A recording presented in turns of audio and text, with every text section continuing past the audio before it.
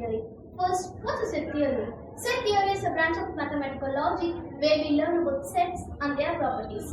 A set is a collection of different things, mathematical objects of different kinds, numbers, symbols, etc. Like addition and multiplication operations in algebra, sets also contain some basic functionalities. Now, I am going to demonstrate and explain some of the basic operations in sets through Venn diagram. This Venn diagram uses two circles to represent two different sets. Set A contains the elements 1, 2, 3 and 4. Set B contains the elements 3, 4, 5 and 6.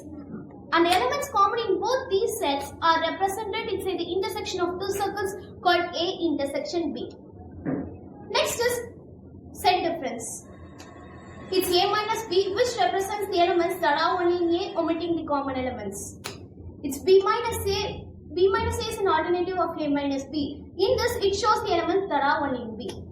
It's the universal set. The universal set is a set of all the elements of all the sets under consideration and is usually denoted as U. Next is complement of a set. The complement of set A is the set of all the elements of universal set except those that are in set A. It is usually denoted as A dash. B dash shows all of the elements except those that are in set B. This kind of data collection simplifies the complexity of data. Thank you. Good morning, I am on Annie of class 9C. I have made a project on applications of trigonometry and sum of interior angles based on the applications of Pythagoras theorem. Statement of Pythagoras theorem. It states that in a right angle triangle, the square of the hypotenuse side is equal to the sum of squares of adjacent sides. The sides of the right angle triangle are named as perpendicular, base and hypotenuse. Here, hypotenuse is the longest side as it is opposite to the angle 90 degrees. All right angle triangles satisfy Pythagoras theorem. Applications of trigonometry. In this model, we can find the height of the building by using trigonometry. Here, we know that the base is equal to 26 cm and angle A equal to 45 degrees. We know that tan theta is equal to opposite by adjacent. Let us consider P as opposite and B as adjacent. Applications of sum of interior angles of a triangle. The sum of interior angles of a triangle is 180 degrees. This property is mostly used to calculate the unknown angles of a triangle. I consider my whole project as a right angle triangle. From these two angles, we can find the unknown angles of a triangle using the sum of interior angles property. Good evening everyone. I am Std IX from 9th standard education. Today I am going to explain the project which I have made based on trigonometry. I have experimented three angles here: 30 degree, 45 degree, 90 degree. Each angle rotates its objects respectively and forms a right angle triangle. In a right angle triangle, the opposite side of the angle is nothing but the opposite. The opposite side of the degree is nothing but the hypotenuse. The base will be the adjacent. If we take 45 degree, it focuses the helicopter and forms a right angle triangle. If we take 90 degree, it focuses the flap and forms a right angle triangle. Thank you. Good evening everyone. I am Std from 9th. Today I am here to present the model and topic of real numbers. Real numbers. Real numbers is a number that can be found on the number line. They are the numbers that we normally use to apply in our real world applications. There are many types of real numbers: natural numbers, whole numbers, integers, rational numbers, irrational numbers. Natural numbers. Natural numbers are numbers starting from 1 to infinity. They are also called counting objects. They are used to count objects. It does not include 0 or negative numbers. Whole numbers. Whole numbers are all the positive integers which include 0. It does not include fractional number of negative numbers. Integers. Integers are classified into two types: positive integers and negative integers. Positive integers. Positive integers are starting from 1. They are located at the right side of the number line. Negative integers. Negative integers are starting from -1. They are located at the left side of the number line. Rational number. A rational number is a number that is in the form of p by q, where p and q are integers and q is not equal to 0. Irrational number. An irrational number that cannot be written as a ratio of two integers. It is not terminating and non-recurring decimal. In this project, students can easily and understand and enjoyably learn real numbers. Thank you.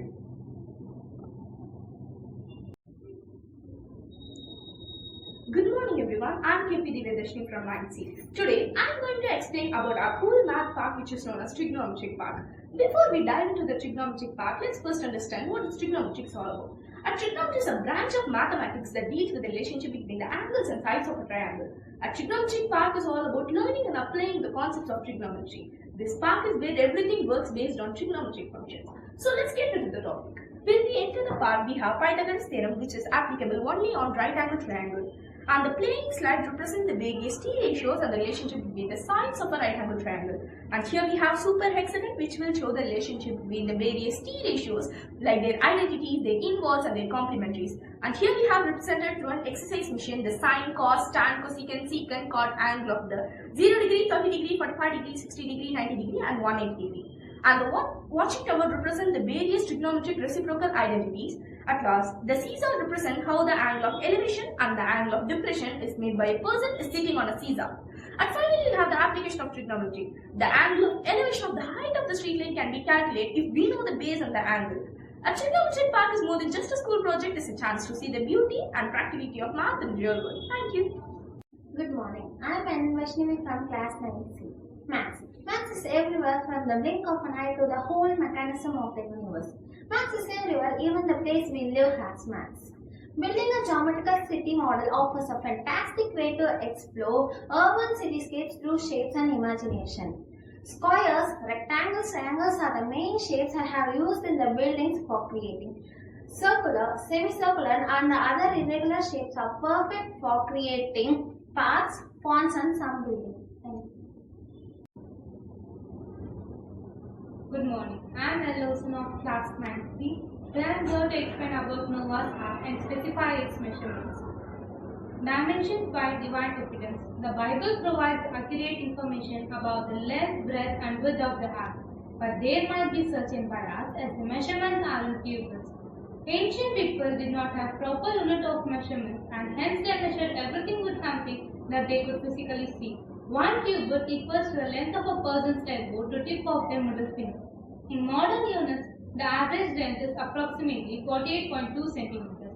Upon calculation, we come to a conclusion. The ark would have been 144.6 meter long, 24.1 meter wide, and 14.46 meters high.